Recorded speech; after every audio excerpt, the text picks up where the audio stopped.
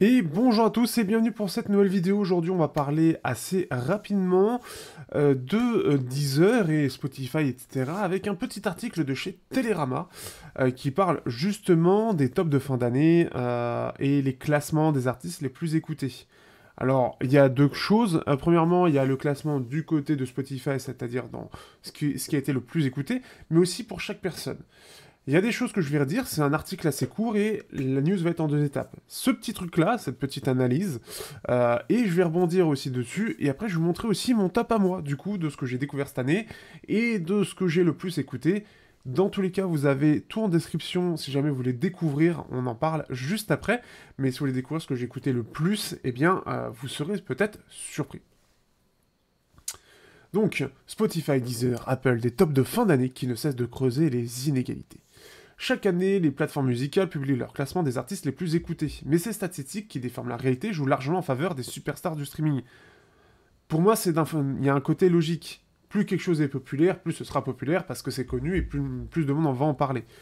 C'est une première chose. Donc c'est une espèce de logique qui est implacable là-dessus. La musique pop, qu'elle soit rap, rock, chanson ou électro, a toujours adoré les chiffres, les classements. Et depuis son avènement, il y a 15 ans, le streaming aimerait s'imposer comme son meilleur expert comptable avec ses tops de fin d'année. Or, la méthode nous agace un peu à chaque fois. Selon un rituel désormais bien installé, Spotify publie hier son Wrapped, un résumé de nos écoutes personnelles, mais aussi par pays ou à l'échelle de la planète. Apple fait presque la même chose, top monde par pays, genre usage, tel le fitness ou le karaoké. Résultat, des tops d'une uniformité à pleurer d'année en année où dominent dans le monde de la pop et le rap américain, Taylor Swift, SZA, Drake, et en France le rap français masculin, Jul, SDM, PLK. On a remonté les top 50 des années 2000-2010, en comparaison, ils étaient un modèle de diversité entre variété, rap, électro, rock et pop. Alors, il y a quand même des variétés, mais effectivement, aujourd'hui, c'est des styles qui dominent très largement, mais personnellement, des tops de style-là, je les écoute pas du tout. C'est-à-dire qu'à part quand ça sort et que ça fait un buzz parce que c'est de la merde, ou que c'est vraiment incroyable, bon, c'est souvent parce que c'est de la merde que ça buzz, eh bien, je les écoute pas, donc je ne sais même pas ce que ça vaut, je ne sais même pas ce qu'ils ont sorti, parce que je m'en fous personnellement. Et c'est là où, justement, je vais un petit peu nuancer le propos. Deezer va suivre dans quelques jours, donc vous voyez, ça a déjà quelques jours, hein, cette petite news, avec à chaque fois la même idée, les chiffres ne mentent pas, voilà la réalité des artistes les plus écoutés, donc les plus populaires, donc les plus appréciés. Ce qui est à la fois vrai et totalement faux, car les statistiques des plateformes donnent toujours une vision déformée de la réalité. Déjà parce que les cibles et les utilisateurs de chaque plateforme sont différentes. Et ça, je l'ai vu par rapport à un artiste qui est Deggy Huggy, où entre Cobuzz, qui était beaucoup sur le salon, et du coup Deezer, bah, les titres les plus écoutés de cet artiste ne sont absolument pas les mêmes. Parce que, bah, il y a des goûts différents. Elle reflète, et on oublie toujours de le rappeler, ce qu'écoutent les utilisateurs les plus intensifs de ces plateformes. Mais ça, c'est logique.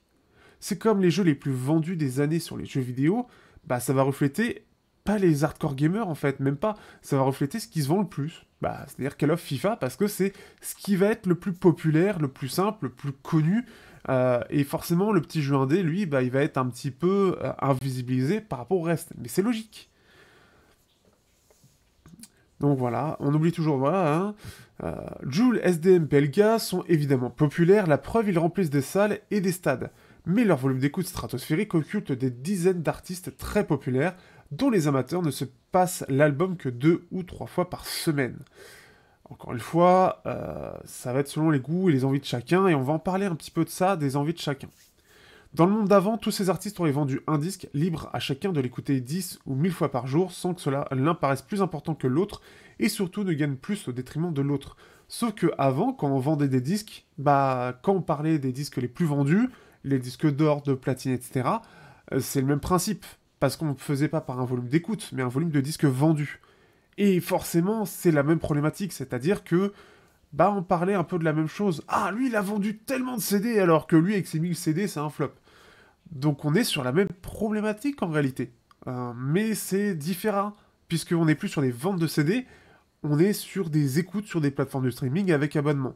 Ce n'est pas exactement la même chose, mais il y a un côté beaucoup plus souple, puisque on va avoir accès à tout un catalogue d'un côté, là où quand on a acheté, on a nos 20 € de budget qui sont achetés dans un CD pour le mois, et bah tout le reste, on va le mettre de côté.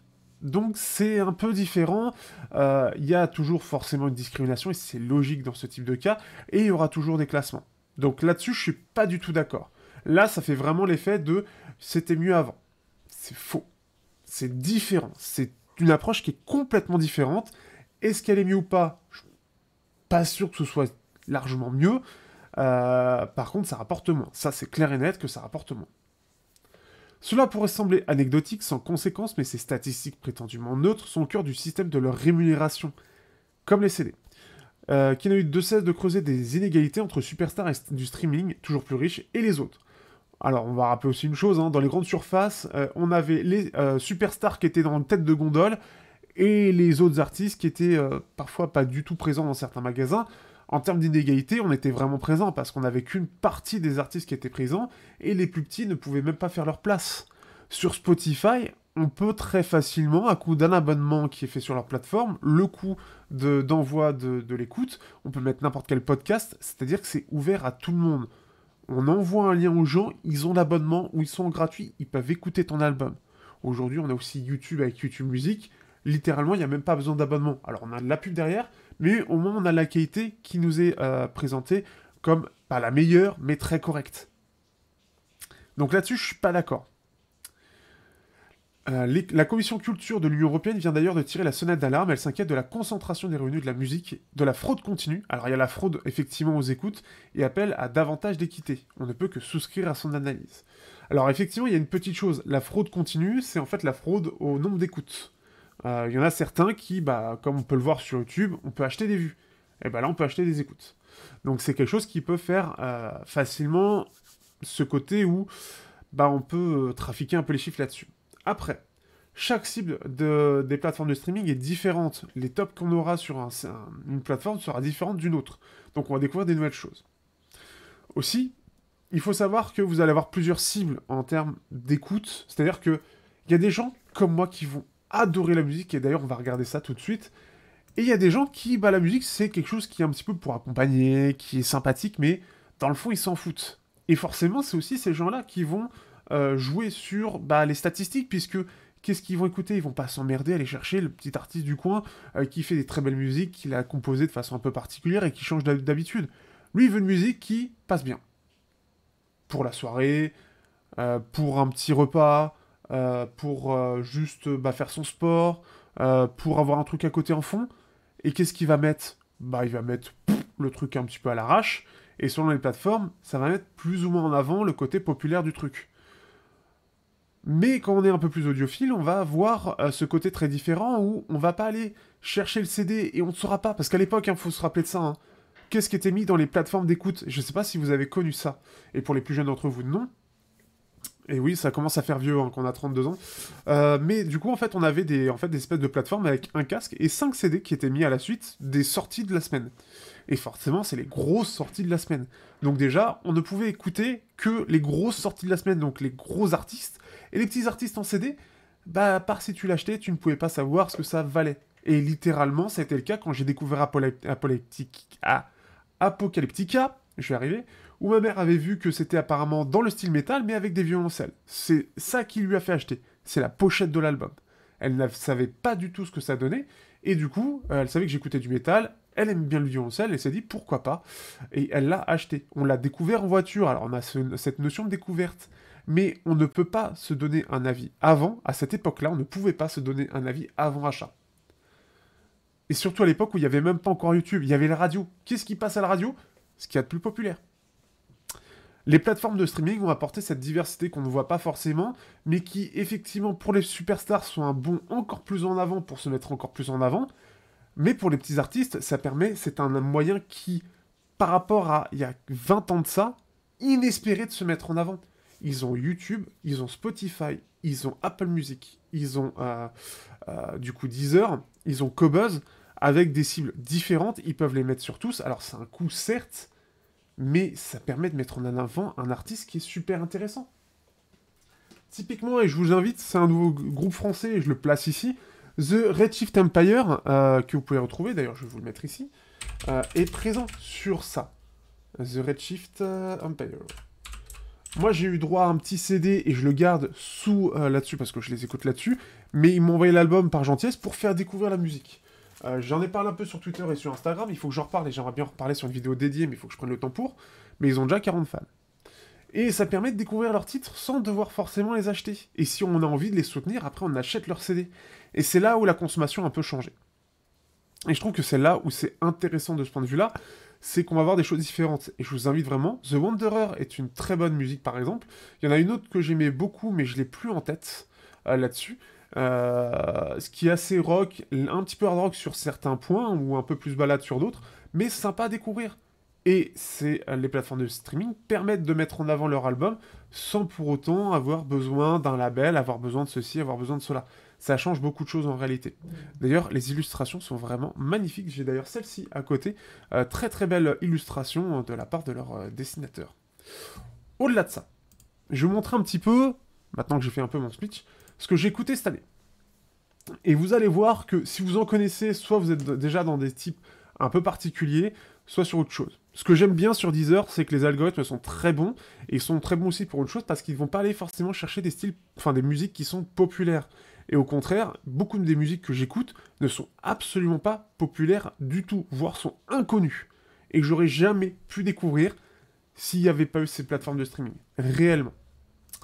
Alors, par contre, hop, je ne peux pas mettre les musiques, vous le comprenez, sinon je suis striké, je refais la vidéo extrait pour ça, parce que ce serait con de pas pouvoir voir tout ça. Donc là, voilà, ils mettent en avant, il y a un côté un petit peu carte de tarot, pour donner un petit peu de corps à ce système de My Deezer Year. Et donc, je suis le soleil. Le soleil nous révèle que tu sais vivre de la musique à fond. Tu t'es laissé porter par la lumière d'un genre en particulier, l'électro. Pourtant, j'adore le métal, mais en ce moment, c'est l'électro qui m'a beaucoup aidé, notamment la wave music, la space wave, que j'ai vraiment énormément adoré découvrir, et découvrir des pépites incroyables, qu'on peut retrouver parfois d'ailleurs sur TikTok ou dans les Reels, de façon vraiment très belle. J'ai écouté 57 000 minutes de musique. C'est quand même énorme, hein, ça représente... du coup, je crois que j'avais calculé... 951 heures, on était à donc 240 heures, c'est égal à 10 jours, 480 jours, j'ai 40 jours. Donc j'ai 40 jours de musique écoutée cette année. Ce qui est en plus de 10% de l'année quand même. Hein. Donc il y a ça. C'est quand même 11 000 minutes de moins que l'année dernière. Et en sachant que Quentin Cugnot, que vous connaissez sûrement, lui il a écouté le double. Il a écouté 110 000 heures, enfin 110 000 minutes de musique cette année, 2000 heures. Donc 80 jours de musique dans l'année, c'est énorme. Et ça, c'est une chose aussi à mettre en avant. J'ai écouté 4200 morceaux différents, et j'en ai découvert 2300. C'est immense. C'est-à-dire que pour découvrir des nouveaux artistes, les plateformes de streaming sont quand même maîtres. Alors, moi, c'est peut-être beaucoup, mais elles sont maîtres là-dessus. Ma copine aussi, hein, la moitié des morceaux qu'elle a écoutés, c'est des nouveautés. C'est des choses différentes. C'est même pas des nouveautés, c'est des choses différentes. Et là-dessus, les plateformes de streaming ont un vrai atout. Alors forcément, ça va mettre en avant ce qu'on a préféré. Mais ce qu'on a préféré, bah, c'est quelque chose qui va être appréciable. C'est une très très bonne musique et un artiste que je vous invite à découvrir, Skeller. Je l'ai écouté 246 fois, parce qu'en plus de ça, moi, quand j'aime bien une musique, je peux la mettre d'affilée 1, 2, 3 fois, 3 jours d'affilée. C'est-à-dire, 3 jours d'affilée, il y a une musique qui tourne. Et là, j'en ai trouvé une là tout à l'heure. Elle va encore tourner pendant toute la journée, une fois que j'aurai fini ça. I'm Free aussi, qui est très bon. Vous l'avez d'ailleurs dans la playlist que je vous mets en description, et je vous invite, vous avez accès à mon profil et toutes les playlists sympathiques à découvrir. Elle est dans la partie Wave Music, ces deux musiques-là. Ça, c'est dans la partie dub, Untitled de Jean du Voyage. C'est une musique qui est très calme aussi. Alors, dans l'ensemble, hein, c'est l'électro, mais c'est très calme, c'est vraiment très doux, c'est fait pour s'évader, pour se détendre. D'ailleurs, je suis explosé, c'est ce que je vais écouter après. Jean du Voyage, en plus de ça, c'est français, je vous invite vraiment à aller le découvrir. Pareil, c'est pas un grand artiste, et pourtant, bah, je l'ai découvert. Et Kosik, pareil, dans le côté électro, avec Luna, qui est très très belle aussi. Et le morceau que j'ai écouté le plus, alors le pendu. D'après le pendu, quand tu aimes vraiment quelque chose, tu ne le laisses pas s'échapper. 372 fois, alors après elle est très courte, elle dure 2 minutes, mais elle est incroyable. Pareil, on a vraiment cet effet électro, le côté un peu spatial, ce qui fait qu'elle est très détente, très agréable. Alors, carte rare à l'horizon, la lune. Tu as toujours une longueur d'avance, tu as éclairé la voie et lancé la traîne avec Tattoo Lauren. Alors ça, c'était l'Eurovision, je l'ai écouté peu après la fin. Et pour moi, elle reprend une musique qui était déjà connue dans les années fin 90. Si jamais vous avez arrivé à retrouver de quelle musique s'est inspirée, je serais très reconnaissant. Donc, les découvertes que... Donc, Le Monde. Qu'est-ce qui est dit? D'après Le Monde, tu es un kaléidoscope musical, tu laisses toujours ton cœur t'emporter vers de nouvelles découvertes. Oui, j'apprécie beaucoup découvrir de nouvelles choses. Et voyez, autre chose de très différent. Alors, hop. J'ai découvert 1423 artistes différents. Je trouve ça énorme aussi, c'est immense. La plus belle découverte de cette année, c'était Skyfall Beats. C'est un artiste qui semble avoir pas mal décollé cette année grâce à TikTok, et beaucoup de musiques sont repris de TikTok, avec cette... Enfin, beaucoup de clips sont repris avec ces musiques-là, donc il en sort pas mal, mais apparemment même pour lui, ça a été un peu une découverte pour le suivre sur Instagram, donc il a été assez reconnaissant. Donc ce qui fait que pareil, c'est quelque chose qui va aider, les petites plateformes aussi peuvent aider avec des petits extraits qui vont beaucoup les mettre en avant. 5 artistes, Linkin Park qui reste un des premiers gros groupes que j'ai découvert dans le côté metal, avec le new metal, Linkin Park que j'ai écouté très très tôt, que j'écoute depuis au moins 20 ans maintenant, et que j'adore. 24 heures, le nouvel album a pas mal aidé aussi, j'apprécie beaucoup. Fighting Myself qui est sorti récemment. Cadella aussi, forcément, avec la musique là, je l'ai beaucoup écouté, 28 heures. Mais aussi Deggy Oggy. Deggy Oggy, c'est un artiste français qui fait dans la dub hybride. Pareil, je pourrais pas vous la faire écouter, mais je vous invite réellement à découvrir cet artiste. Si vous aimez le côté un petit peu les reprises d'anciennes musiques avec un peu de batterie, un réarrangement, vous allez beaucoup apprécier. J'apprécie beaucoup ce qu'il fait. Et pareil, apparemment, il a pas mal décollé cette année. Il a beaucoup apprécié. Alors, je vais y arriver. Il a beaucoup apprécié apparemment le nombre de vues qu'il a fait. Donc, n'hésitez pas à aller écouter. D'ailleurs, c'est un artiste que j'ai beaucoup écouté lors du salon audio vidéo show sur des casques un peu neutres pour voir ce que ça valait, et c'est très très cool à écouter. Franchement, c'est vraiment incroyable à écouter. Skeller pour le côté électro, qui a des très très bonnes musiques, un côté très nuit, très drift aussi, hein, du coup, mais vraiment très très cool à écouter, qui permet vraiment beaucoup de détente. Après, il faut faire le tri là-dedans, mais j'ai même pareil une playlist dédiée à Skeller spécifiquement, donc n'hésitez pas à aller voir. Alors, j'ai du mal à la battre haute. L'étoile. Fan dévoué, tu suis le chemin de tes idoles avec dévotion. Tu es une super fan de Kosik. Et de ce que je comprends, je suis de... Alors, ton classement 1 sur 923. Donc, soit je connais 923 artistes dans mon truc, soit je suis premier à écouter Kosik. Kosik, c'est pareil de la très très bonne musique, un côté très doux, très entraînant, très agréable. Je vous invite aussi à découvrir. Alors, le mood que le fou. Alors, qu'est-ce que c'est le fou? La vie est une fête infinie, tu es l'invité d'honneur, plein de surprises t'attendent où que tu sois. Et j'ai écouté beaucoup de musique de soirée. Effectivement, ce côté soirée, ce côté détente, posé, j'adore ça. Alors, je serai attiré par un concert, pas du tout, mais en février, je vais bien voir un concert de Bad Omens. Pareil, un groupe de métal qui est très très cool et qui a explosé cette année, et que j'ai découvert un peu par hasard avec d'autres artistes, type High Prevail, etc. Mais on va voir ça juste après. Alors, la prochaine obsession sera Corpse, et pas du tout. J'ai écouté un peu, pas du tout, du tout. Les tops 2023 révélaient d'autres surprises. Donc là, on voit les top titres que j'ai fait, donc vous avez déjà vu tout ça, on va passer rapidement. L'année musicale, on peut voir un petit peu tous les artistes qu'il peut y avoir, vous allez peut-être en retrouver, mais je vais vous montrer ma petite playlist. Le tirage, ok, les découvertes, j'ai pas trop écouté encore, le blind test, non, mais mon top 2023, du coup, on va sortir de ça. Je vais montrer un petit peu. Alors, cette musique-là aussi, elle est incroyable. Alors, elle joue un petit peu, ça change un petit peu, mais c'est les musiques donc, que j'ai écoutées globalement cette année. Alors, la musique Kosik Express, elle est incroyable. Vraiment, je l'adore. No The Grain, voilà. Vous avez Boss Town qui est une superbe musique. Alors, normalement, je me suis fait Top Music 23, donc si vous êtes sur mon profil Technoid FR, vous l'aurez. Vous avez, alors il manque de titres, je sais pas pourquoi, mais bon, c'est pas grave. Donc, Polaris, Polaris qui est celle, donc là vous avez les 5 que j'ai écouté le plus cette année. Anisoke qui est 6ème, du métal, Calamity, j'ai adoré cette musique, elle est incroyable. Pareil. Alors, Illenium, j'aime pas trop, mais ils ont fait une musique avec Motionless in White, et ils ont fait Nothing Ever Matter, enfin After, pardon. Très très belle musique de métal aussi, j'adore beaucoup. Express de Kosik, alors celle-ci je l'ai écoutée en boucle aussi, un nombre de fois incroyable. Fighting Myself qui est super belle. Futuristique, très belle aussi. Bad Omens, The Death of Peace of Mind, qui est très très belle. Je vais dézoomer un petit peu pour avoir les titres complets. Sakurai Fortune, alors ça je sais pas comment ça se dit, Error, I Prevail, très gros groupe de métal, très très cool aussi, et celle-ci elle est très fun. Fallout, qui est un mélange avec Masked Wolf, qui est de ce que je l'ai compris un rappeur, et Bring Me The Horizon, qui ont fait un super titre ensemble, un super titre de mélange entre rap et métal qui est très cool. Boss Town, très très cool, un peu comme Deggy Huggy, Epica avec The Skeleton Key. Deggy Huggy, More Than Abstract Hip Hop. Pareil, celle-ci, elle est pas très mise en avant dans Deezer, c'est pas celle qui est la plus écoutée, mais sur Cobus, c'est la plus écoutée. Moderator, The Son of the Crime, qui est incroyable. Deggy Huggy encore. Du Kohan avec Arden Forest, du Scaler.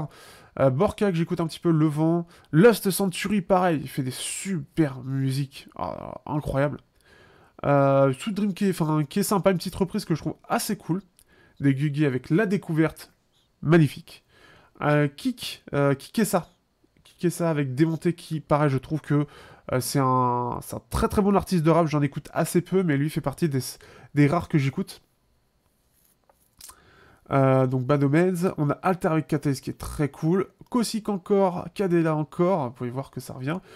Midnight avec Caravan Palace. J'en écoute pas trop de eux, mais c'est un album qui est très très cool. Digifly, Les Pentes en fait. Alors ce qui est marrant, c'est qu'avec Deezer, donc ça a proposé parfois juste un titre dans l'album qui est très bien. Le reste de l'album, c'est du rap que j'apprécie pas beaucoup. Mais là, c'est un titre où c'est juste le beatmaker qui a fait sa petite musique et qui est super cool. Black Puma avec Colors qui était dans je sais plus quel film avec le côté fantôme, tout ça sur Netflix. Et cette musique-là, je la trouve vraiment magnifique. C'est vraiment du blues à l'ancienne et elle est super bien.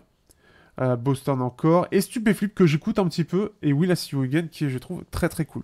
Ce qui va être intéressant avec Deezer, c'est qu'on peut voir que ce que j'écoutais, à part du Linkin Park ou 2-3 trucs ici, il y a beaucoup de titres qui sont peu populaires. Et c'est ça que j'aime bien dans l'algorithme de Deezer, et que j'avais pas du tout apprécié sur Amazon Music, c'est que il va pas aller chercher les musiques populaires et vous les mettre en avant. Il va chercher vraiment par rapport à vos goûts. Et c'est ça que je trouve cool. Pour rappel, sur Deezer, mais vous l'avez aussi sur Spotify et un peu partout. Donc là, j'ai mes petits tops de chaque année. Vous les avez, hein, mes tops de chaque année. Vous avez des playlists pour chaque mois et chaque année, j'ai mes tops. Donc ça permet de découvrir un peu tout ce que j'ai découvert. Par exemple, ici, j'ai découvert 8 par Any Given Day, qui a été fait, en fait, cette musique-là, avec Anisoke. Et ils m'ont partagé en nouveauté cette musique qui a été faite en collaboration. Et la musique est vraiment très cool.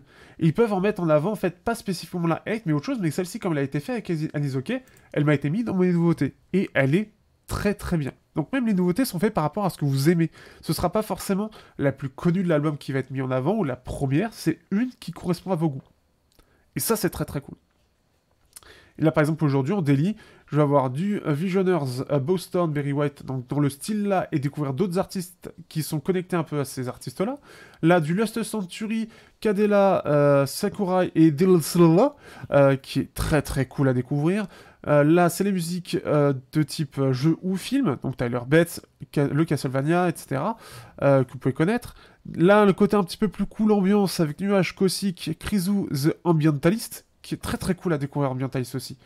Et ici, des types de métal, System of a Down, Apocalyptica, Epica et Simon Simmons. Et en fait, on a plein de choses différentes. Ça commence par une musique que vous connaissez très bien, celle-ci. Alors, Wish I Had an Angel, c'est un classique de Nightwish. Et ça va petit à petit aller sur d'autres choses, donc du Sabaton, que j'écoute pas forcément, Dragon Force, ça fait longtemps que j'ai pas écouté, Gradle All Filth, que je connais un petit peu, mais très peu, Lordi, je connais pas, Ghosts, j'ai déjà dû entendre, mais ça m'a jamais trop attiré, Mirat, Amaranth, du Tennessee. C'est une nouvelle celle-là. Alestorm, Ark Enemy, Moscow, voilà. Donc c'est un petit mélange entre ce que vous pouvez connaître et d'autres moins. Murpho, je connais pas. Hardcore Superstar, je ne connais pas du tout. Et donc, du coup, n'hésitez pas à aller découvrir un petit peu ces trucs-là quand vous les avez. C'est vraiment cool. YouTube Music aussi est pas mal dans ce que j'ai pu écouter, à découvrir des nouvelles choses. C'est intéressant. J'avais pas aimé celui d'Amazon Music qui est trop dans le côté populaire. Donc après, à vous de voir ce qui peut vous intéresser, à vous de voir ce qui... Enfin voilà, vous emmerdez pas trop à vous dire est-ce que c'est connu ou pas. Laissez-vous porter par les playlists, Je sais pas si Spotify est peut-être plus orienté sur le côté populaire, mais en tout cas Deezer, et c'est ce que j'apprécie énormément, c'est que ça ne joue pas sur le côté populaire d'un artiste, c'est vraiment purement en fonction de vos goûts, et ça, c'est super agréable. Et ça permet de découvrir des artistes, même français, que je n'aurais jamais découvert en temps normal. En tout cas, j'espère que vous aurez apprécié cette petite, même grosse vidéo du dimanche. N'hésitez pas à partager vos impressions. Et on se dit à bientôt pour de prochaines vidéos news. Je vais regarder un petit peu ce qu'il y a en termes de nouveautés, vu que le Black Friday est passé. Et on verra un petit peu tout ça plus tard. Ciao à tous.